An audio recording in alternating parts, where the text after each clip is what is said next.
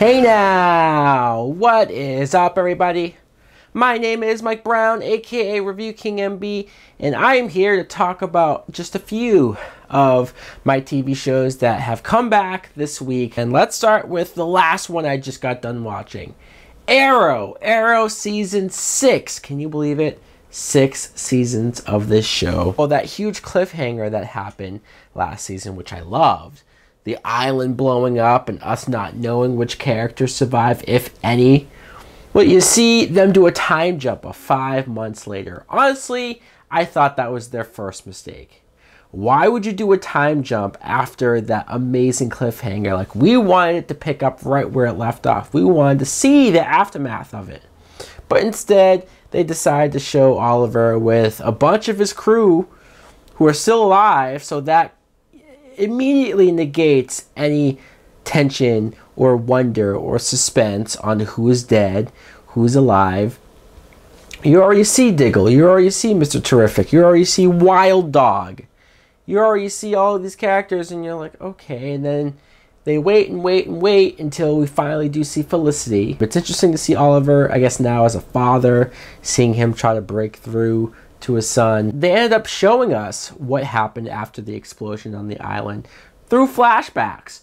Even though we were promised no more flashbacks this season, they just couldn't help themselves and they gave us flashbacks of what happened there. Hopefully that's just this episode, because I'm so curious to see what this show would be like without having to constantly flashback. After that explosion, wait, the only person who died was the mother of Oliver's son?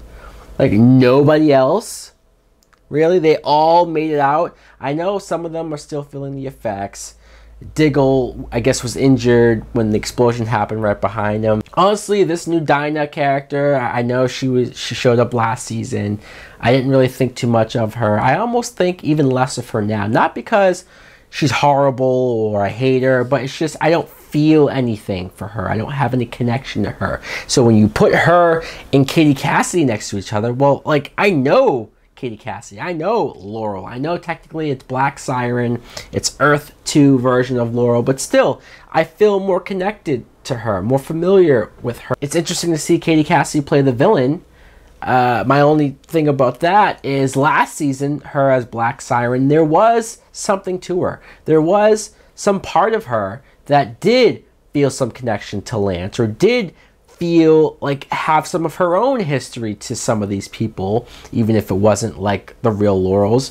So what happened? Now she's just 100% evil. Can I just say, I hate Wild Dog. I do. I don't like this actor. I don't know what it is. It's the way he talks. It's him saying Haas every other sentence. Seriously, he calls everybody Haas. And I think it's supposed to be funny. I think it's supposed to be something to make us like him because he talks like that. It doesn't. Why couldn't he have died in the bomb fire?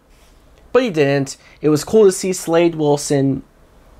He has his own plot, which hopefully he comes back, as he said he was taken off to Canada. Hopefully he shows back up. Breaking news, Channel 52, Oliver has a picture where he's unmasked on some rooftop somewhere, which is like, finally somebody, as many times as fucking Oliver has taken his hood off or taken his mask off or talked to people with his mask off on rooftops, of course eventually somebody was gonna find or get a picture exposing your identity. It was a matter of time. Next show, Supergirl. Let's talk about Supergirl.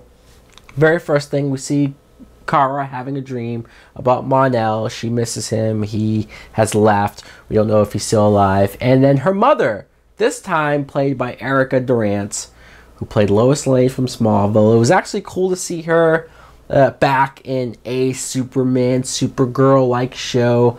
I'm a little disappointed just because it ruins my chances of ever them going to Earth 3, and maybe that's where the Smallville characters are. That would have been cool. I was hoping. Kara wakes up, and I love the moment where she's just up in the sky, her eyes closed. She hears all the noises going around. Then she hears sirens, eyes open, flies down to it. That's awesome. That's such a Superman thing to do. Kara was definitely emo throughout this episode. But I understood it. It was one of those times where I wasn't annoyed with her. She didn't make me mad by anything that she said. I understood that she was upset and the circumstances of how her and Mon-El had to break up. I love the moment where Winn and Martian Manhunter, where they said that that's how Alex is. And she was like, no, I'm not like that. No, guys, like that was funny. Nathan Petrelli from Heroes. That actor is here as some business guy who's clearly a villain. I mean, he couldn't be any more clear of a villain, even if he was wearing a big neon sign that said, I'm the villain.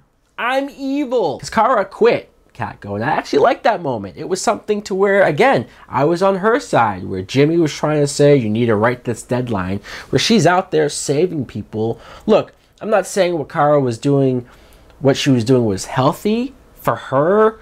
Emotionally, she was feeling more like an alien and not human, and that's how she was dealing with her emotions. Okay, fine. But her alternative of going out there and just being Supergirl more often, why was that so bad? It's not like she was out there doing drugs or drinking or being evil as Supergirl. She was still doing her job. Odette Yutzman, or Odette Annabelle, I guess her name is now. I remember this actress from so many things. They bring her in here to play this mother who, when her daughter was in peril, this beam fell on top of her. She somehow lifted the beam with her bare hands. So she has some form of power. She doesn't know how or what it is. At the end of the episode, she has this dream connected to Kara, I guess. The Flash. Let's talk about the Flash. At the beginning, you see Wally, Cisco, and Iris on computers, and they're going around saving the city, and they do a pretty decent job. Look, not perfect, not great. They made it seem like without Barry, like they suck, and look, Barry was great, but be proud, guys, that you're able to do what you're doing. Then the samurai shows up, and I was actually happy that it looked silly at first, yeah, that it was a samurai, and he had the sword, and it's like, oh, what's that sword gonna do? But then he has powers, I guess. And he threatens the city. He wants the Flash. He wants the best. And Cisco, at first I was like, wait, so you just all of a sudden think that you can open up the Speed Force and the prison and let Barry out now? But at least he said that he has been working on it, but he thinks he was close to it, but he just didn't say anything yet until this thing happened. I'm like, okay, fine. Then he goes to find Caitlin. Caitlin is a bartender. Okay. She ends up rejoining the group because she seems normal. And I like the moment where she talked to Joe and apologized, and he hugged her and said, let's bring the family back. That was cool. Then Barry comes back. It works. He comes back. And I'm a little surprised because they mentioned the fact that the Speed Force prison, you have to have somebody take the place. Now that Barry's out, nothing happened. So are we just going to ignore it until the Speed Force finally says, all right, what the fuck? We need our guy. We need our prisoner. Or is the show just going to hope that we forget about it and not really address it? I honestly wouldn't be surprised. So Barry comes back, and he's crazy. He's talking gibberish. He was butt naked. He has a beard. And it was a little goofy. He's in the room writing numbers and shapes all over the walls. And Cisco said, all right, well, let's just try to figure out a way to understand him. Maybe he's trying to tell us something.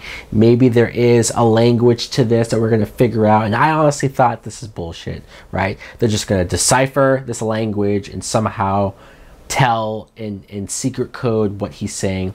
But I howled with laughter. I laughed so hard when Cisco tried to figure out what he was saying with this machine, and it said, this house be bitchin'?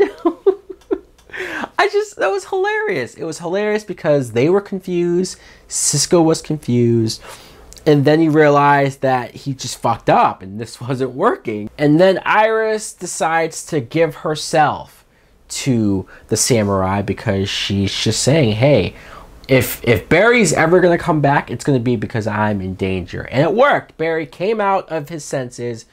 He put on a new Flash costume, which when they said new Flash costume, I said, uh-oh, here's their chance. After now 4 seasons, I wanted to see a more traditional, a more bright red costume, and we got it.